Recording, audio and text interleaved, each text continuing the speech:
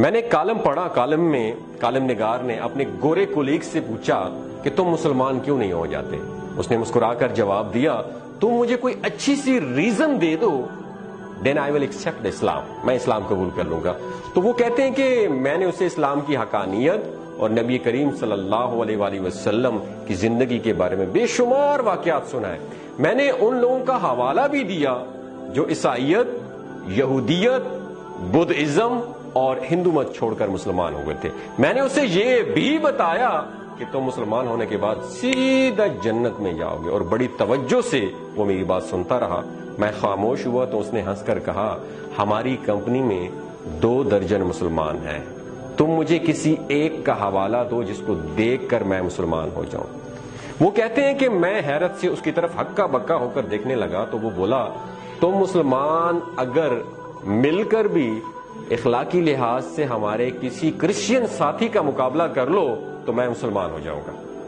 وہ رکا اور اس کے بعد وہ کہتے ہیں کہ مجھ سے پوچھا، کیا تم لوگ حلال کھاتے ہو؟ تو وہ کہتے ہیں کہ میں نے سینے پر ہاتھ رکھ کر جواب دیا، الحمدللہ مسلمان حرام نہیں کھاتے۔ اس نے کہکا لگایا اور بولا، تمہاری بات چکن کی حد تک تو درست ہے، لیکن جہاں تک کام سے محبت، کمپنی کے ساتھ وفاداری اور اعمال کا تعلق ہے، میں نے تم میں سے کسی کو حلال کھاتے نہیں دیکھا۔ دفتر آنے کا وقت 9 بجے اور چھٹی کا وقت 5 بجے، لیکن تم لوگ ہمیشہ 5-10 منٹ لیٹ آتے ہو اور جلدی نکل جاتے ہو، جبکہ میں روزانہ 8:45 بجے دفتر پہنچتا ہوں، اپنا سامان ڈیسک سیٹ کرتا ہوں، کوٹ اتار کر لٹکاتا ہوں، لیپ ٹاپ آن کرتا ہوں اور ٹھیک 9 بجے کام سٹارٹ کر دیتا ہوں۔ میں شام 5:30 بجے دفتر سے نکلتا ہوں، آدھا گھنٹہ اپنی چیزیں سمیٹتا ہوں، میز اور ڈیسک صاف کرتا ہوں، کرسیاں سیدھی کرتا ہوں، پردے سیدھے کرتا ہوں، لائٹس آف کرتا ہوں، درازیں لاک کرتا ہوں اور پھر دفتر سے نکلتا ہوں، جبکہ تم لوگ 4 بجے کام بند کر دیتے ہو اور گھنٹہ ٹہل کے گزارتے ہو اور ڈیسک صاف کیے بغیر اور اپنی چیزیں سمیٹے بغیر نکل جاتے ہو۔ ہم یورپی لوگ اپنا باتھ روم خود صاف کرتے ہیں، کموڈ تک صاف کر کے باہر نکلتے ہیں، دفتر کی لائٹس بند کرتے ہیں، پودوں کو پانی دیتے ہیں، اپنی پلیٹیں اٹھا کر ریک میں رکھتے ہیں، جبکہ تم لوگ جھوٹے برتن میز پر چھوڑ کے چلے جاتے ہو، فلش تک نہیں کرتے، اور اگر کر جاؤ تو فرش گیلا کر دیتے ہو، سنک میں پاؤں دھوتے ہو اور پورے واش روم کا فرش گیلا کر دیتے ہو۔ تو وہ کہتے ہیں کہ میں نے آپ میں سے کسی شخص کو لائٹس بند کرتے نہیں دیکھا۔ آپ کے لوگوں کے ڈیسک پر پورا ایک میس ہوتا ہے، دسترخوان ہوتا ہے، کوئی چیز ترتیب سے نہیں ہوتی ہے۔ آپ لوگوں کے لباس پر بھی سلوٹیں ہوتی ہیں اور ہاتھ بھی گیلے ہوتے ہیں۔ آپ لوگ دوسروں کی طرف دیکھ کر مسکرانا بھی جرم سمجھتے ہو۔ کام لٹکانا آپ لوگوں کی عادت ہے اور کام کے دوران گپ لگانا آپ لوگوں کا مشغلہ ہے۔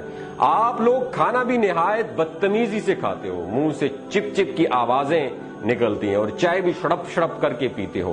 ہم یورپی لوگ کسی کی پیٹھ پیچھے باتیں نہیں کرتے جب تک کہ آپ لوگ سارا دن دوسروں کے نقص نکالتے رہتے ہو۔ ہم خوراک اور ادویات میں ملاوٹ نہیں کرتے۔ آپ یورپ کی کسی بھی جگہ سے کھانے کی چیز خرید لیں، وہ خالص ہوگی اور ڈبے میں وہی کچھ ہوگا جو اس کے باہر لکھا ہے۔ ہم لوگ ایکسپائری ڈیٹ کے بعد خوراک کی کوئی چیز فروخت نہیں کرتے۔ یورپ اور امریکہ میں ادویات میں ملاوٹ یا جعلی ہونے کا تصور بھی نہیں ہے، لیکن آپ کے معاشرے میں صدر ہو یا امام کعبہ، اسے خالص خوراک اور اصلی ادویات نہیں ملتی ہیں۔ وہ رکا اور پھر بولا کہ میں نے تم لوگوں کو کبھی پڑھتے ہوئے بھی نہیں دیکھا۔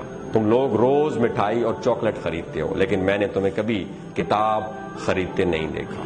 کتاب اور علم سے یہ دوری میرے لیے حیران کن ہے۔ ہم مرغی ہو یا گائے ذبح کرتے ہیں جب ذبح خانے ہوں، شہریوں کو اس کا خون نظر آتا ہے اور نہ ہی اوجڑی، جبکہ تم لوگ روزانہ گلیوں اور بازاروں میں جانور ذبح کرتے ہو اور اسے نالیوں میں تڑپنے کے لیے چھوڑ دیتے ہو، اور آخر میں اس کی آلائشیں چوکوں اور گلیوں میں پھینک کر چلے جاتے ہو اور انہیں کتے، کوے اور چیلیں بھنبوڑتے رہتے ہیں۔ تم تنور پر چلے جاؤ یا قصاب کی دکان پر، وہاں مکھیاں اور کاکروچ تمہیں ویلکم کریں گی۔ تم اپنے مولوی حضرات کو دیکھ لو، ان کا لباس گندا، حلیہ بے پرواہ اور پیٹ حدیں کراس کرتا ہوا نظر آئے گا۔ سوال یہ ہے کہ جو شخص اپنے 6 فٹ کے قد پر اسلام نافذ نہیں کر سکا، اس سے مجھے کتنا ایمان مل جائے گا؟ اور آخری بات، کیا تمہارے معاشرے میں عورتوں، بچے اور کیا جانور یہ محفوظ ہیں؟ کیا مسلمان ملک میں 10% خواتین بھی بے خوف ہو کر گھروں سے نہیں نکل سکتی ہیں؟ تم لوگ بچوں پر تشدد کرتے ہو اور جانوروں کو بھی پتھر یا ڈنڈا مارنا اپنا فرض سمجھتے ہو، تو پھر تم بتاؤ میں تم میں سے کس کو دیکھ کر اسلام قبول کروں؟ اسلام بے شک عظیم اور شاندار مذہب ہے، لیکن تم مسلمان کسی بھی زاویے سے اچھے دکھائی نہیں دیتے۔ دنیا کی ہر بیماری، ہر برائی تم لوگوں میں کوٹ کوٹ کر بھری ہوئی ہے، لہٰذا پھر میرے جیسے لوگ یہ سوچنے پر مجبور ہو جاتے ہیں وہ مذہب جو آج تک اپنے ماننے والوں کو نہیں بدل سکا، وہ کالم نگار کہتے ہیں کہ وہ گورے نے کہا کہ مجھے کیسے بدلے گا۔ دوسرا، وہ گورا کہہ رہا تھا کولیگ اپنے ساتھی کالم نگار کو کہ دوسرا اگر میں مسلمان ہو بھی جاؤں تو میں کروں گا کیا میں بآواز بلند ڈکار مارنے کے لیے اسلام قبول کروں یا عورتوں کو گھورنے اور 40 انچ کی کمر کے لیے مسلمان ہو جاؤں؟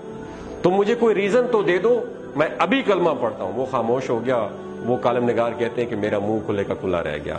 شیخ فرید صاحب رکے، یہ کالم نگار تھے، ان کا نام تھا شیخ فرید صاحب، رکے، پھر لمبی لمبی سانس لے کر بولے میں اس گورے کی باتوں پر آج بھی شرمندہ ہوں، اور میں نے اس کے بعد کسی غیر مسلم کو تبلیغ نہیں کی، اور میں یہ مانتا ہوں کہ میں 84 سال کی عمر میں خود کو مسلمان نہیں بنا سکا، میں اسلام کے معیار پر پورا نہیں اتر سکا۔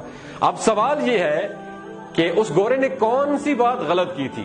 آپ سے پوچھ رہا ہوں، کیا ہم مسلمان ایسے مسلمان نہیں ہیں؟ دنیا میں ہر سال صفائی پسند، پرسکون اور پرامن ملکوں کی فہرست شامل ہوتی ہے۔ خوش رہنے، کام کرنے اور سستے ترین ملکوں، تعلیم، انسانی حقوق، انصاف، ماحولیاتی نفاست، پینے کے صاف پانی، خالص خوراک اور کامیابی کے برابر مواقع پر بھی ڈیٹا شائع ہوتا ہے، اور تمام غیر مسلم ملک ان شعبوں میں ایک دوسرے کا مقابلہ کرتے نظر آتے ہیں، مگر میں نے کبھی اسلامی ملکوں کو اس فہرست میں نہیں دیکھا۔ تعلیم ہو، صحت ہو، صفائی ہو، انصاف ہو، انسانی حقوق ہو، رواداری یا بھائی چارہ ہو، خدمت یا اخلاقیات کے شعبے ہوں، یا پھر کتب بینی یا ہنرمندی، اس میں کبھی سعودی عرب یا پاکستان کا نام نہیں آیا۔ ہم پورا عالم اسلام سال میں جتنا کاغذ استعمال کرتے ہیں اتنے کاغذ امریکہ کا ایک شہر بوسٹن ریسرچ پیپر میں استعمال کر دیتا ہے۔ کتاب خواہ اسلام کے بارے میں کیوں نہ ہو، لیکن اس کے سب سے زیادہ خریدار امریکہ اور یورپ میں پائے جاتے ہیں۔ قرآن مجید اور احادیث پر سب سے زیادہ ریسرچ یورپ میں ہو رہی ہے۔